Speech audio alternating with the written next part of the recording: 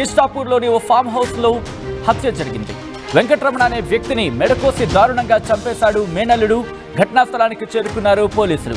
హత్యగల కారణాలపై పోలీసుల దర్యాప్తు జరుగుతోంది. 15 రోజుల వ్యవధిలోనే మేడ్చల్లో 4 హత్యలు జరగడం సంచలనంగా మారింది. రక్తపు మడుగుల్లో ఉన్న వెంకటరమణను చూసి ఆ కుటుంబం ఒకసారిగా షాక్ గురైంది. మేడ్చల్లో మరో దారుణం జరిగింది. కిష్టాపూర్లోని ఫామ్ హౌస్లో హత్య జరిగింది. వెంకటరమణ అనే వ్యక్తిని మెడకోసి దారుణంగా చంపేశాడు మేనల్లుడు. ఘటనా స్థలానికి చేరుకున్నారు పోలీసులు. హత్యగల కారణాలపై దర్యాప్తు చేస్తున్నారు పోలీసులు. 15 రోజుల వ్యవధిలోని మేడ్చల్లో 4 హత్యలు జరగడం స్థానికంగా సంచలనంగా మారింది. ఎందుకంటే నిన్నే మనం చూసాం ఘటనకు సంబంధించి నడి రోడ్డు మీద ఓ వ్యక్తిని నరికేస్తున్న విజువల్స్.